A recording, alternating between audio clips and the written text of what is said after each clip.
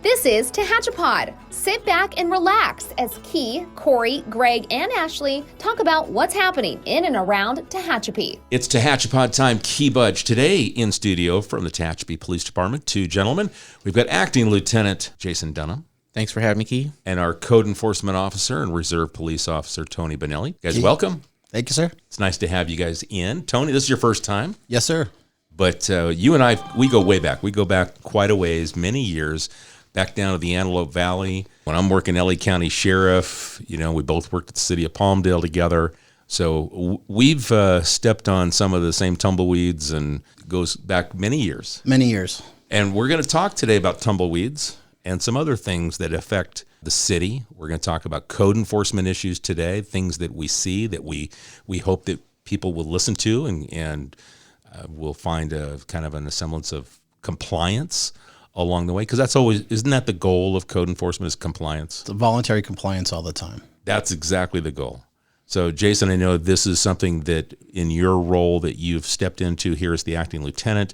Now you have a lot more hands-on dealing with the code enforcement issues around the community. Yes, and working a lot closer with Tony than I ever have. So I'm sorry for that. I'm teasing. I do that because I've known Tony for a long time. But working with Tony has been, my past experience was really a blessing, because he's always yes. Hey, we've got this problem, Tony, we need to take care of this issue, or this has been a complaint and we need to figure out how to get it done. You find answers. So I tease you, but it's because you're good at what you do. I appreciate that, Key. So he's very good at what he does. He is a yes man, but he's a solution man. He's always finding solutions on how to fix these problems. He's the answer. Yeah, absolutely finding the answer to the problem. So thank you for being, always open and always being willing to take on things and figure it out. Yes, sir. Thank you. All right. So Jason, do we want to start with code enforcement and or are there some other things that did you want to talk about before we get into the code enforcement topic? Well, we could do it either way. One of the things I wanted to make sure I touched on before I left here, if I can do it right now, is I just want to give thanks for the police department being allowed to participate in Special Olympics. If anybody's seen the social media posts, they know back in April, members of our department were able to go be a part of the Special Olympics basketball game. And that was an amazing event. I had a great time there, and God bless those people that take care of those children. When I saw the video that you produced, and thank you for doing that, I use the word powerful, but this really fits right into that term. When you watch it, you get emotional when you watch these athletes celebrate and perform, and then yes, they really feed off the energy of the crowd that was there, that was watching them and cheering them on. So I was really happy to see, that we were so deeply involved in that. Yes, it was a great experience, and we had a great time. Now, I know let's also briefly talk about, we sent out a press release this week regarding a crime that occurred within the city. And we did this because it happened during the week. So let's briefly kind of talk about the incident, only because I want to speak about, it's important when you see something suspicious that you call. Yes, always call, and we can vet all that information to determine if it's something that we can follow up on, or if it is a dead end, it's a dead end. But basically, we had somebody have some money stolen from them, and we are great at the department with identifying the frequent flyers that you've heard me talk about before.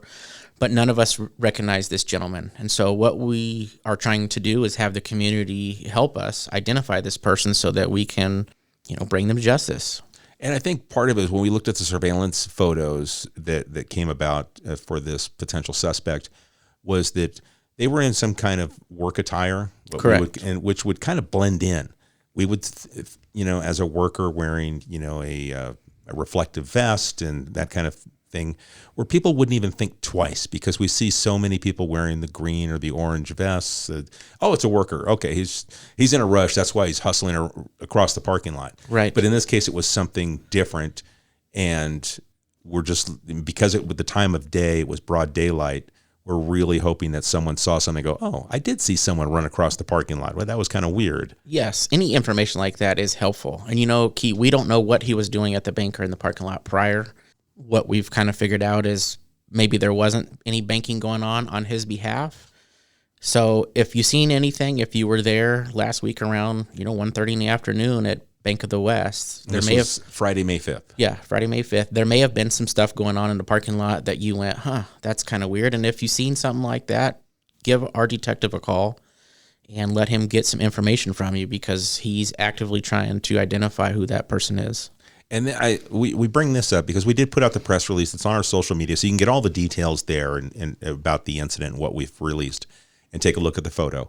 Anytime you see something and you go, that's just kind of weird, make the call. Yes.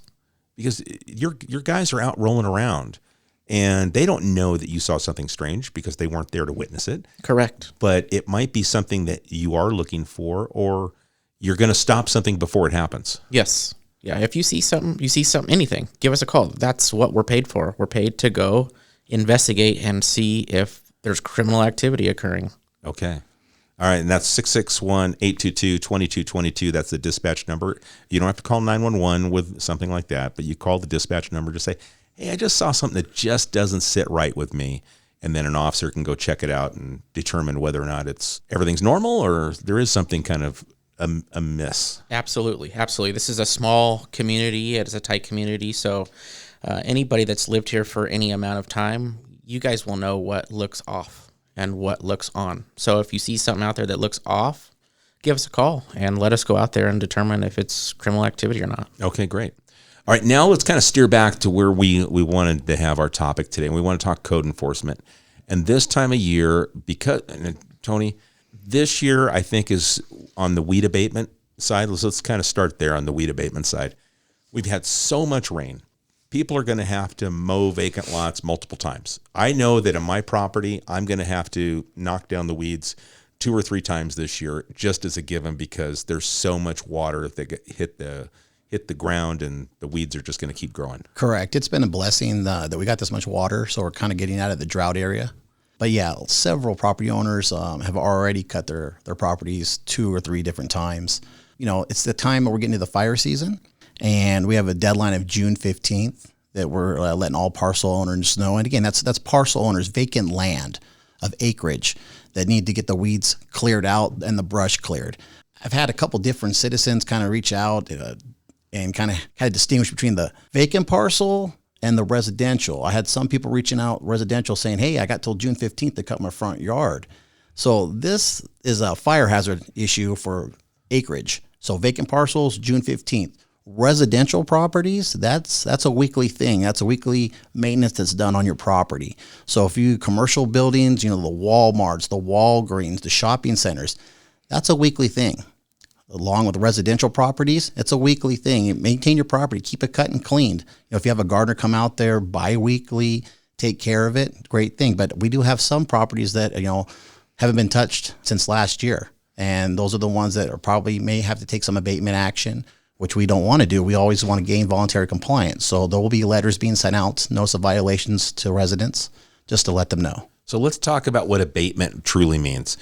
We know that, but it just means you got to take care of the problem, make it go away. Yeah, abatement-wise, it's just to take care of the violations that's on the property. If you live on your property there, you have overgrown vegetation, look down the street, you'll see everybody's lawn that's cut, and you're just kind of sitting up there, a foot and a half, and get it cleaned up, kind of blend in with the rest of the neighborhood, make everything look beautiful. It's kind of beautification in the neighborhood to make everything look nice. You have some trash in the front, put it to the side in the trash can, put it out of public view. You have the junk car that's in the driveway that's on jacks. Take it off the jacks, put a cover, send it inside the garage, put it away, or remove the vehicle. We want everything to look nice as it does through the entire street, through the entire neighborhood, through the entire city. There's a lot to that, and part of it is what they call the broken window theory. Yes. And that's a part of community-oriented policing. So when you go, why is our police department worried about whether I mow the lawn or not? Well, it does. There's been studies that show that when you take care of properties and they're maintained, it's less likely to be an area where crime's going to occur. Correct. And then, so with that, we'll kind of let's further that, Jason. So community-oriented policing. When we look at a property that's not taken care of, what's going through the mind of not the regular person that's working, but maybe the criminal? So the criminal, obviously, and you'll see this in in the animal world too. They're looking for the easy target. Okay, so if you've watched any animal hunt, they look for the easy target. It's the same thing in the criminal world. They're going to go down your street and they're going to look for, that's an easy target. The house isn't maintained. The property looks bad. So those people aren't paying attention. They may get 3 or 4 houses down where their grass is trimmed, everything's clean and nice. More than likely, they're not going to engage that property because it's clean. They figure people are paying attention. So when a criminal's coming through, you don't want to be the residence that doesn't look like it fits in. And oftentimes with any, I guess, housing market, when properties are not kept, and Tony can vouch to this, oftentimes these criminals or transients may think that house is vacant. So potentially there could be somebody that's residing there, just not paying attention to their property. But, we encourage, even if nobody's living there, take care of the property and make sure that the neighbors aren't going, look at that property, it looks bad. So if you own a rental property and it's not occupied and you live out of the area, we probably see that. There's probably people that own residential homes that they use them as rental properties here in the city, and they live Santa Clarita, or they live in Bakersfield, or they live in another state. I'm sure those properties become a little bit, more challenging to deal with because you don't have a local landlord or owner that you work with, but you're able to track down who owns the properties. Correct. It can be a problem. It hasn't been so far. We've had really good luck reaching out to these people. We have their contact information on file, so if we have an issue, we can contact them. It just becomes an attractive nuisance, and it's attractive to the people you don't want to be in the neighborhood that are coming there. The person's coming by and saying, I think that house is vacant. I think I'm going to set up shop here. We haven't had too many of that here, and we try not to have that. So we try to make sure that, everything's taken care of, whether it is vacant or not.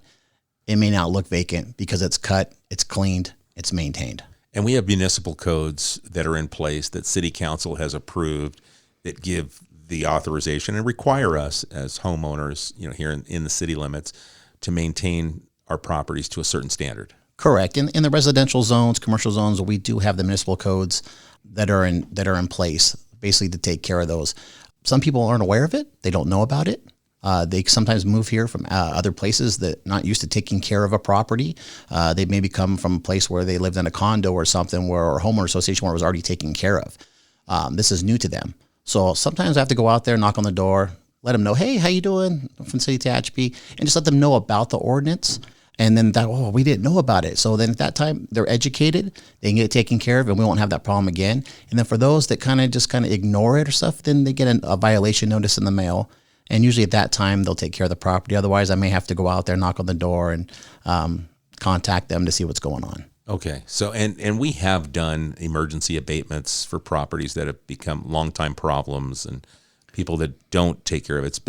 Doesn't happen very often, but it has happened in the past. Correct. These are properties that usually have fallen through the cracks through a relative or somebody that has passed away, and nothing has been taken care of the property. It's been going through a probate system through the court, and no one's done anything with the property. So at that point, we have to, safeguard the neighborhood and basically go in there, and we have to do the abatement. City will take on that. We have to get an emergency abatement order through the Superior Court to go on there and have a contractor abate the violations that are there. So it's almost like getting a search warrant, but it's you're actually providing service to that property for the benefit of the rest of the neighborhood. That is correct. Okay. So I know that that's one of the things that goes around the community where people call and they'll, say, hey, we don't know what's going on with this place. It used to be taken care of, and now it's not anymore. Is that a call that comes through dispatch? Yes, it's actually a call that comes through dispatch and gets calls to my line. Or I'll get a voice message of it if I'm out in the field. And, people are just concerned. Those are the people that we want to call to say, hey, you know what? I've lived here, for 15 years and we've never had this issue in our neighborhood, but I noticed this property looks this way. Call us, let us know, let me go out there, let me determine what the issue is. It may be something that people are on vacation, weren't aware of it. They may had, some type of family situation happen that was bad in the situation there, and they weren't able to take care of the property at the time. But I'm able to get a hold of them, find out what's going on, and I usually find the answer out, what it is, and it gets taken care of. Now, I know that when you probably come across circumstances where we're dealing with senior citizens that have got a property, and they physically just can't do the labor in the yard, and they might not, maybe on a fixed income, and they can't afford to have a gardener come out. And in those circumstances, do we have some community groups that are willing to help and step up, that sometimes kind of say, hey, we'll help out this senior and take care of the yard? We do. We've had that in the past. We have Love Tehachapi and a couple of the neighboring churches have an outreach team that goes out. And so when I do come across any properties like that deal with that, I reach out to them and I kind of put them in contact with the people there so they can get the outreach team and go out there and go out there and help them out. They have crews that go out there and they mow, they remove the trash. They just help people around in the neighborhoods where if I get a complaint, I say, we have a complaint on this property here. They really need your help. And the outreach teams go right out there. So, I mean, we're not just the evil government that comes around and just slaps a ticket on a place and says, hey, you have to pay this fine and take care of it? No, we're actually here to help everybody. So it's a team effort. I love the fact that we work with other organizations, the volunteer groups, the churches. That's the sense of community. That's more of the community-oriented policing, model. Yes. And that's something that we embrace and engage. Oh, yes, all the time. Okay.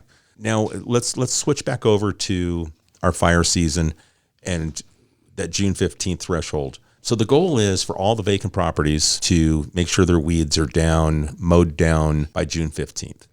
Correct. That's the city limits is June 15th, and June 1st is for the county areas. Okay. So in the city limits, we want to have it done by June 15th is our goal. I know it may not be the exact date due to the fact of people working. We have very few people that are actually doing the weed abatement, that have tractor services that do it. So we send the letters out a little early this year so that people can find someone local that can come out there and take care of the work. Because in the last few years, been kind of hard through the COVID times of getting people to work and come out and do the work. So we kind of sent the letters out just a little bit early this year so that people have enough time to get everything taken care of. Okay. And what's the reaction been with the early of sending the letters? Are people appreciative, or are they just like, okay, I'm on it? I've had 2 or 3 phone calls of people that reached out and just to let me know that, hey, we are working on it. And I was like, I really appreciate that. It was great. And, I start driving around town this weekend. Lots are being cut. I couldn't believe lots are being cut everywhere.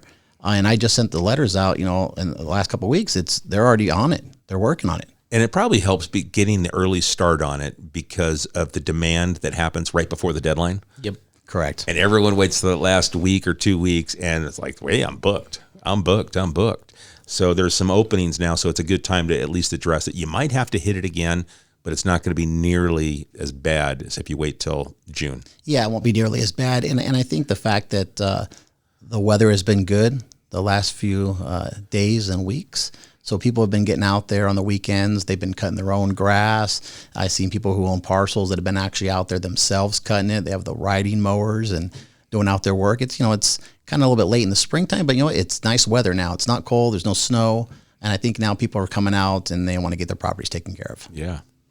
Well, Jason, what are some of the other things that we see through the code enforcement that you hear about that you've got to bring to Tony's attention and that you're looking at on a regular basis? Sometimes we'll deal with people's signs that they leave up throughout the community, whether they're having a yard sale or things like that. Vendors that are maybe coming through the city that shouldn't be vending in the city. Those are some of the things that come to my attention, and then I have to get with Tony so that we can remedy those types of things. Well, Tony, let's talk about signage and the things that you deal with on a regular basis. There are some automatic no-nos when it comes to signs, and people just think, hey, I'm going to put this up on this corner because I might get a little extra business, or I'm trying to sell something. Correct. And I think it's just knowledge. People just don't have the knowledge that they can't do that.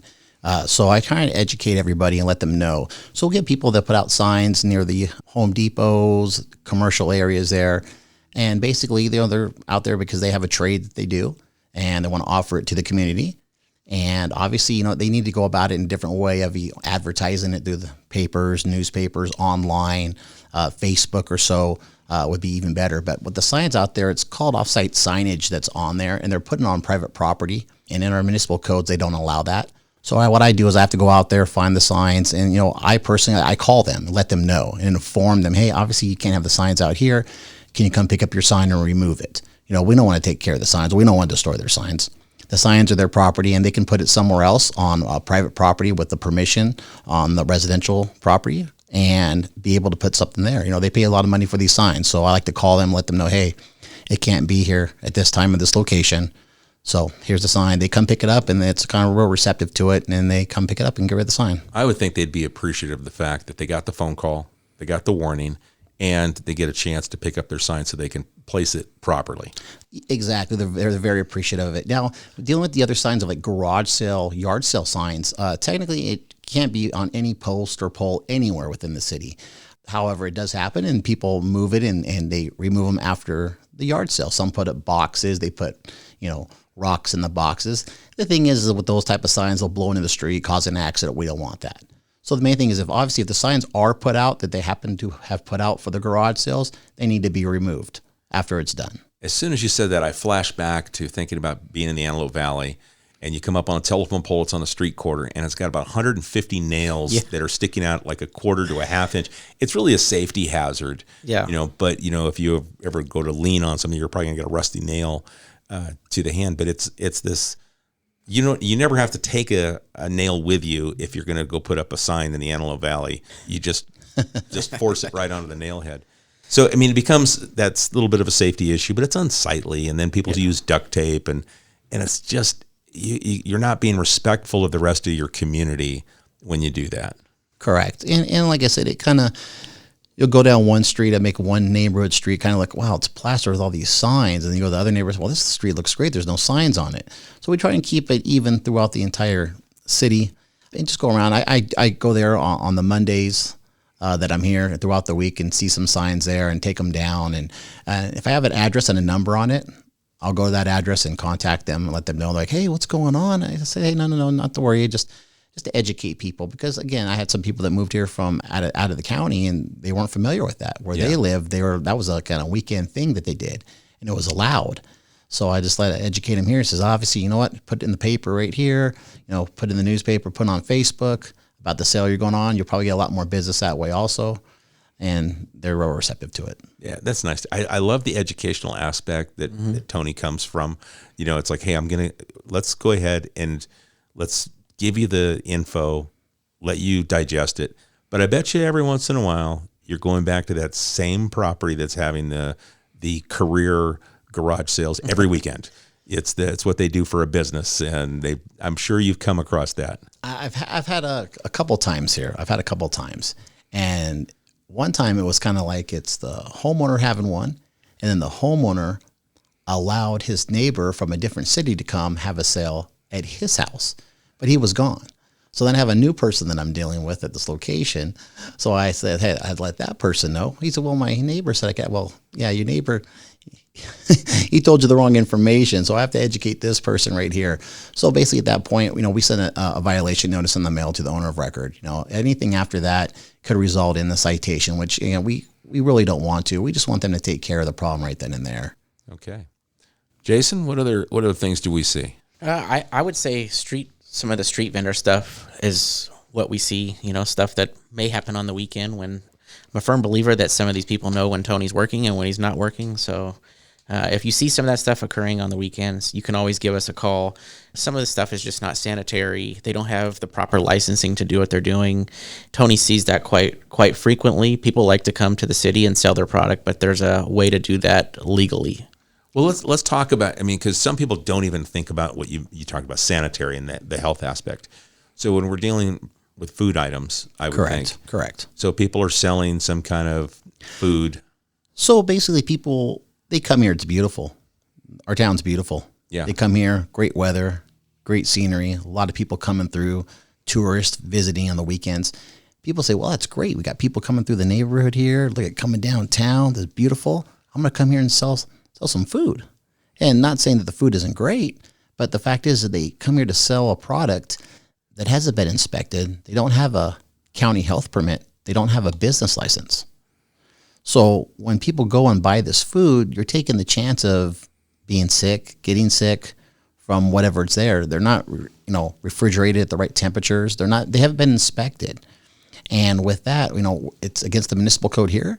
So what we try and do is we trying to advert these people from coming to the town and letting them know, hey, listen, obviously, hey, sorry to bother you today. You can't sell in the city. You do not have a license. You need to obtain a license and have a health permit. If you have a health permit and you have a license here, not a problem. If it's okay in our city that you're allowed to do it, then you know what? They'll give you a permit to do it. If it's not allowed, you won't be able to get the permit and you have to go elsewhere. And you think about that. I mean, too, especially if it's a food item, a part of the health department requires like having a bathroom facility, being able to wash your hands, those type of things, just basic sanitary issues that workers of food products need to adhere to. Yes, and I think sometimes entrepreneurialism is the way this country was built. So sometimes I think Tony may get a bad rap for messing with these people, but the reality is there's other business owners that takes away from that may have a storefront and have done everything the way they're supposed to do it, and then this person shows up and parks too close to their business or closer to business, and it takes away from what the person who up the street is doing legitimately. So we don't want to be the bad people in this, but like Tony says, we want to educate them and let them know that there are things that are allowed here and things that are not. They need to seek the proper permits and things like that. So it's not trying to be big brother and push people away. It's just making sure that they have the things they're supposed to have to do business in the city. Yeah, that's correct. We when you come here, have the right permits. We want everybody to be safe here in the community. And if you're going to have a business here selling things, you need to be selling items that are safe for people to that are edible, so that people aren't sick. And that it has been so for like other residents out there and citizens. If you contact and see somebody like this, the thing you want to look for is obviously in the window they're going to have a grade from the health department, and it's going to let you know that they've been inspected. They're going to have a license on file right there, right in the front window, so anybody can see it right there. They're going to have a business license and they're going to have the health permit. If they don't have those, I wouldn't recommend even contacting them, because at that point right there, you're taking that chance of possibly getting sick. All right, Jason. So what are some of the other things that we see, or we want to be mindful of and remind the community, hey, we're here and we're doing our job, and we just want to be good partners and want you to be a good partner as well. Yeah, that's what we want to strive for in this community. Is we don't want to be viewed like we're picking on everybody. We want everybody to understand that the city has taken a stance. Like Tony says, it's beautiful here, and we want to maintain that. We want to keep that trajectory going for the city. We don't want it to deviate from that. So it's about partnerships and education and keeping this place unique and not letting it turn into something that is not, a town in LA or something like that. Yeah, I think we're very, I literally was down in LA about 5 days ago, and it's a culture shock. It's like going into a different country. I mean, it's not like you've just gone to a different county. I mean, it is completely different. I'm talking about downtown LA, along Wilshire Boulevard, along the 405, and it's just like, oh my gosh, I'm not in. Well, I'm definitely not in Kern County, or I'm not in Tehachapi anymore. Yeah. So it's a different world. So we pride ourselves in taking care of the community. We pride ourselves in taking care of our own properties. And that's what we really hope that everyone embraces. Yes, what we want them to embrace is, it's like anything in life. Once you get behind, it's hard to get caught back up. And I think you see that when you're in Los Angeles. I mean, there's municipal codes to prevent people from sleeping on the sidewalks and making homes and stuff like that, but it hasn't been enforced for so long, and they're so far behind. I think there's an opinion that if they throw a bunch of money at housing, that's going to fix the problem. I don't think that's going to fix the problem. I think a lot of those people in other areas choose to live that way, and they don't want any of the services that are being thrown at them. That's the goal here. A great trajectory. We don't want to get behind, and that's why you see us out there constantly educating the public, and Tony is a busy man. So it's kind of like your code enforcement, but your code education. 100%. It's the thing with enforcement, the wise of the codes. It's like not everybody is aware that certain codes exist and regulations in the city, and obviously it changes from county to city. So each one has different things. So people that move from a county area into the city area may be used to one set of rules and regulations, or when they come to the city, it's completely different. So when I do find a violation like that that's occurring on their property or some type of issue that I got to complain about, I like to go and educate them. Hi, how you doing? Introduce myself. Welcome to the city. Let them know that, hey, this is not allowed at this time here. Obviously, it may have been at a different location out of the city, but here our municipal codes do not allow it. So then I give them the chance to fix it, find the problem that they have, get rid of it, and then they have my number. They can get a hold of me through email, through my voicemail, and they contact me, let me know that it's been taken care of. I can go back out there, make sure that it's been done, and then we can close that case out. What other things do you see out there, Tony? A lot of complaints that have been brought to my attention are dealing with RVs. Okay. And it doesn't sound like that big of a deal, but I do get a lot of calls about it. And the thing with the RVs is that obviously we have an ordinance that doesn't allow RVs to be parked on the street.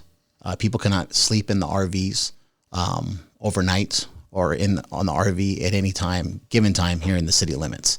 A lot of people like to bring the RVs. People own them. They bring them out of storage, bring them to their house. They load them up. They're there for 2 or 3 days. I get it. We understand. They're loading up. They're going on vacation. Not a problem at all. When the RV is sitting there for weeks on end and it's not moved, I think some people just aren't aware of the ordinance. I mean, developing cobwebs around the wheels. Yeah. And Yeah. So I got to go out there and I try to educate them, let them know that, hey, obviously, there's an ordinance for this. Technically, it shouldn't be on the street any time. I said, I understand you guys are going on vacation. You pulled it out, whatever the case, that's fine. Now, if you do have RV access or it fits, legally in your driveway, it doesn't encroach or extend into the sidewalk area, then that's perfectly legal to have it there. But when it's on the street and it's there for several days, I'm going to start getting complaints about it. And then I got to go out there, put a notice on the car. And then sometimes it doesn't even get moved. And I have to issue a citation at that point. But I try at all times, make contact. And a lot of the time I can't even get contact at the door. So I leave a note in my business card for them to call me just so that they know, because a lot of people I deal with, they're not aware of it. let's talk about illegal dumping. And something just before we went on air, Corey happened to see here in the dumpsters of City Hall some tires that were thrown away in the dumpsters here for some local businesses. And I know what category that fits under. Can you just go out and throw tires away in a dumpster that's not yours? No, you can even throw away tires in your own personal dumpster. Tires are a unique item that has to be taken care of and disposed of properly. Same with oils and automotive fluids. Obviously, you can go to your local AutoZone and dump your oils there, your coolant, stuff like that. With tires, it's different. But I know there's certain days and times that they have take-back events through Waste Management where you can remove and bring your tires there and everything of that nature. If you're using a dumpster from someone else, obviously that's considered illegal dumping when you're dumping it into a dumpster that is not yours at a location of a private property of anywhere else, big dumpsters. If you're walking through the park and you have trash in your hand and you throw in the dumpster there, obviously that's normal. But when you start taking items that are of large descent, basically, you got old junk in your backyard, old chairs, tires, car parts, automotive brakes, whatever it may be, and you go to use it someone else's dumpster at a public location, whenever, it's illegal dumping. And if we are caught, you will be cited for that. That's a zero tolerance. Zero tolerance. Yeah, and that makes sense because it's part of the beautification of the community. And I know we have part of our public works team is out there. I think we've got 2 guys that are committed to just litter abatement, and they're just picking up the small items. But they come across big items, they have to pull out a utility trailer and pick it up and haul it away. And it's unsightly. It's unfair to the rest of the community. Yeah, and it's unfair to the person paying for the trash service. They're paying for this big unit so they can dump their trash into, and they show up Monday and it's full. And so they're the ones that are paying for it, and you just cost them some money. I am personally, on my own personal feelings, I'm happy that we have a zero tolerance policy on illegal dumping because it is one of those. And again, I flashed to the Antelope Valley those days of, just driving to past a vacant lot, and you'll see, the mattress, the tires, the old washing machine, and then household debris just discarded in a lot. And then if you got further out in East County, out towards Lake Los Angeles, Little Rock, God, it was even worse than that. Yeah. But I'm happy that here that we in the city limits, we have that zero tolerance. I know that the county tries, but I know that they don't have as many, code enforcement officers that can work the unincorporated area. But here in the city, we say no. No. Yeah, no, we're on it. Yeah, and I haven't had many calls for it. I've had a few here and there, and they turned out to be not illegal dumping. And there's some that have been, and I was actually able to find the people, and they actually had to come clean it up and end up getting a citation for it. Okay, very good. What are some of the other things that you have to deal with? Basically, like a lot of commercial properties. Obviously, everybody likes going to Walmart. They go shopping. They go to Walgreens. They go to Albertsons. There's other commercial locations that are currently vacant that we have to really maintain and make sure that they're taken care of, that they, as we were talking about with the residential properties, that they don't look vacant. Because when they do look vacant, it's an attractive nuisance. It attracts the wrong element to there with, graffiti, vandalism, and things of that nature. So we do have some buildings, commercial properties here in the city that we're basically contacting the property owners, have them get on it, make sure the lighting is on, make sure it's looking well manicured, really cleaned up, the parking lots, the facilities, make sure the gates are locked, make sure your property itself is taken care of.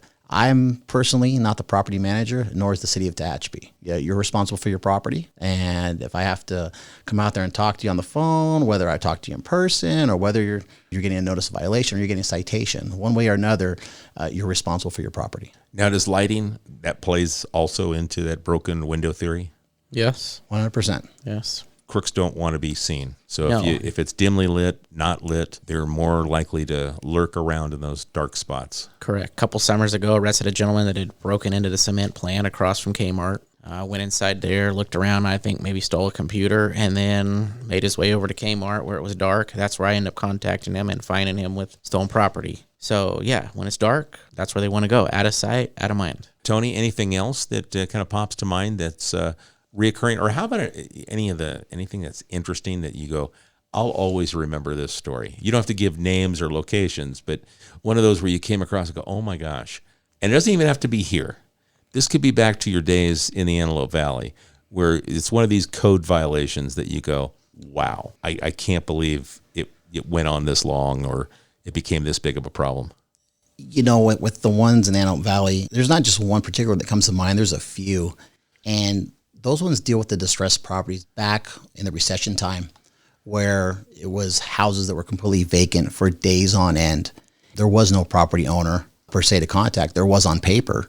All the foreclosures? Yes, but you can never get a hold of anybody because it was actually registered back to a bank. Right. And at this time, there's so many banks and there were so many properties that not one bank can hire a property preservation company to come out and take care of it. So it seems like we, the city at that time, were an actual property management company because we were doing abatements, on a monthly basis. We'd have people break in, there'd be fires started, there'd be dumping all over, there's trash all over, and I'd get it cleaned up one weekend. I'd come back a week later, broken back in. There'd be trash set up right there, and then finally got to a point to where it actually was set on fire and it burned down. When you can't get a hold of a property owner, no one takes an initiative and responsibility for their properties, that's what you get. And obviously we don't have that here. And we haven't had that here. And I continue to work the way I do in here in the city so that we don't have that. I think that's a great lesson right there. We look to a neighboring community that has had problems, much bigger city, but they have had some big problems. That's one of the reasons is because we don't want to model after, what they've had to go through. And by nipping it in the bud right away, having some zero tolerance activity, behavior, and the education behind it, constantly educating people, we hope to avoid ever having that as an issue here. Correct. Proactive and not reactive. I like that. Proactive. Well, excellent. All right, guys, what else do we need to touch on? Well, I've got a few things, Key, just upcoming events for some of the things the police department's going to be involved in. May 19th, we will be having field day at Jacobson Middle School. So we'll have a patrol car there where they can check out their patrol car, and we'll be handing out stickers and stuff like that. Next week, Monday, is Peace Officers Memorial Day, and then that starts Police Week, where we recognize officers that have been killed in the line of duty or injured in the line of duty. That'll be taking place next week, so we'll have a couple officers that'll be going down to Kern County Sheriff's Headquarters for their ceremonies there. We have Memorial Day coming up in a few weeks, so we will be leading that parade. And then June 2nd, a couple of officers will be participating in the Cummings Valley School 5K run. So those are some of the things that are coming up just to keep the community aware. Just more education. More education. Yeah, education. It's the number one thing, because if you are not aware of anything there and not educated about it, you just don't know. You're gonna go off of old reaction of old things of where you used to live, and all this was okay here. Yeah. But it's not here. And if you don't know about it, that's the main thing. Once you know about it, you're educated. Everybody's good. Everybody's on the same page, and it kind of just falls in with the rest of the neighbors. And you look down the street, and your lawn's cut, your lawn's clean. The next is clean, and you can look all the way down the street, and it's all the same way. You can drive around town and appreciate where you live and be happy that, wow, look how beautiful the shopping centers are. Oh, look, I'm going over here to get something to eat. And and that's just how this town is. It's a friendly, beautiful town, and that's the way we try to keep it. And I'll tell you, folks, if you're listening, you're in, and you can hear Tony's voice, and it sounds very calm and relaxed. It's because that's who he is. Yeah. He is that guy, but he also does follow through.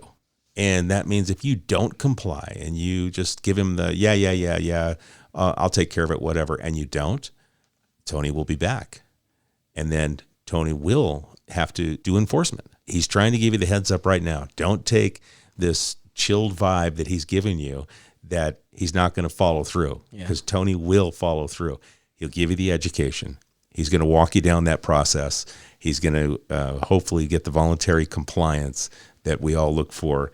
And then he doesn't want to have to come back. But if he does, you're going to have to do something. Yeah, it's kind of like that. It's kind of like I'm forced at that time. My hands are kind of tied, and I try and work with every avenue I can.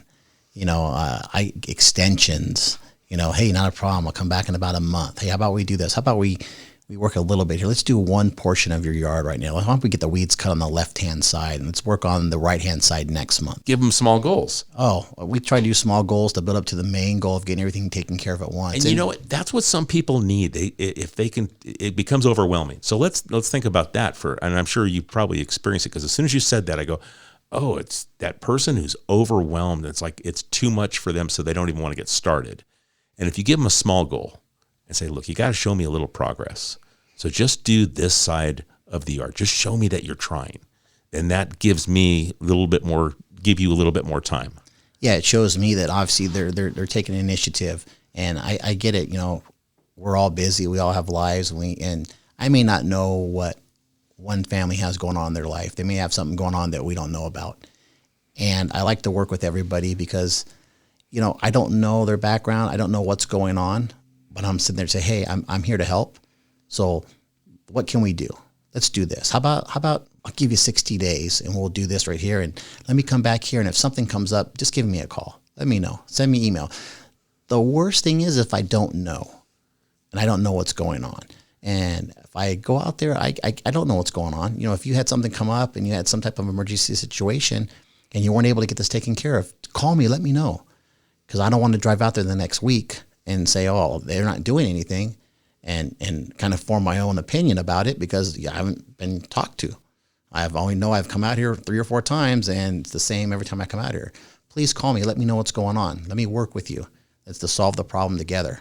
How does that make you feel, Jason, when you hear one of your team members, talk about, the philosophy and how he's embraced it and how he puts that plan into play? I love it. Tony is one of the best employees that the police department has. He gets the job done.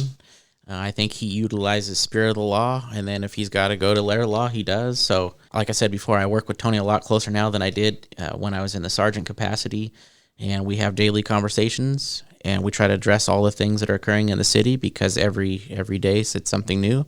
I'm proud that I get to work with him. Now that you're taking on this role, and now you've got your hands, working with Tony, are your eyes open a little bit more as to what code enforcement does and responsibilities they have?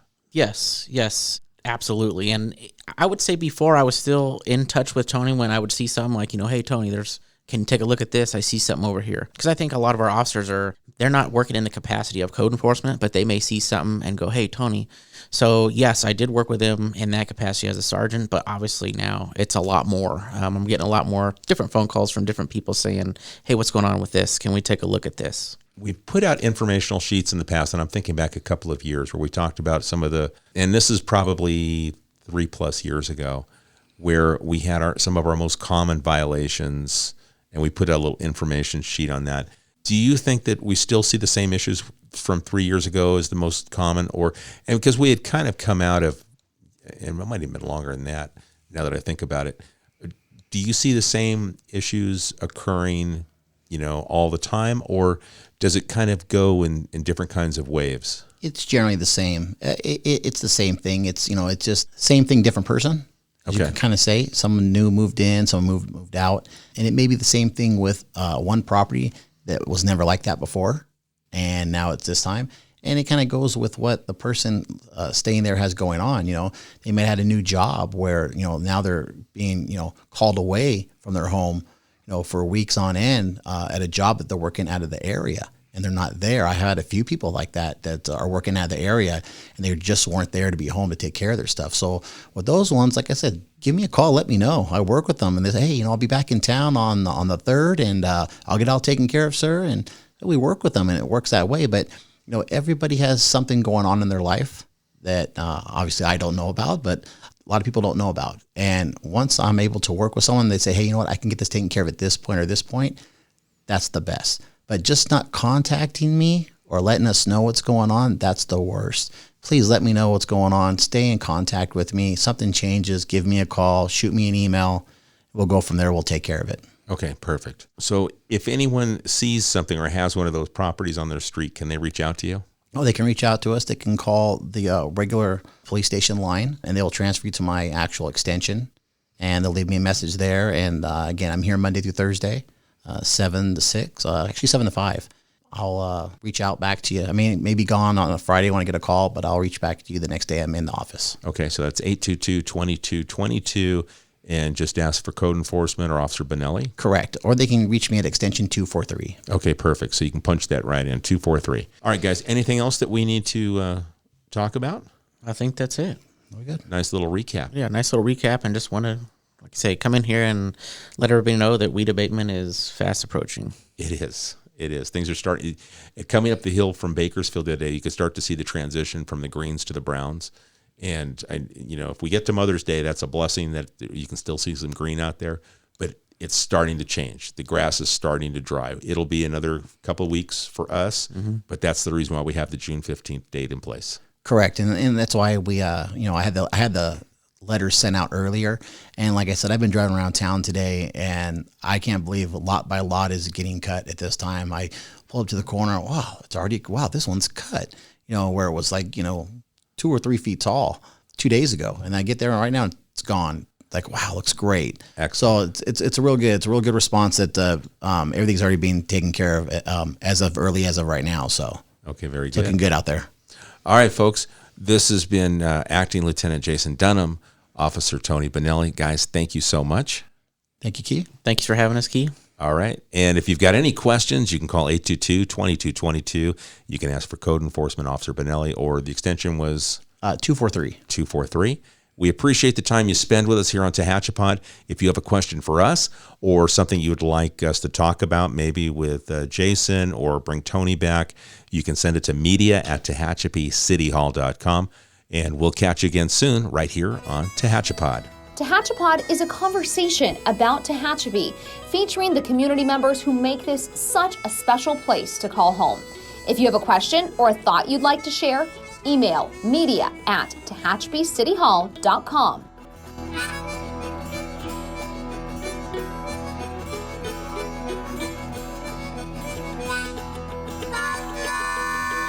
Thank you to Gary Mazzola for sharing his song, This is Tehachapi.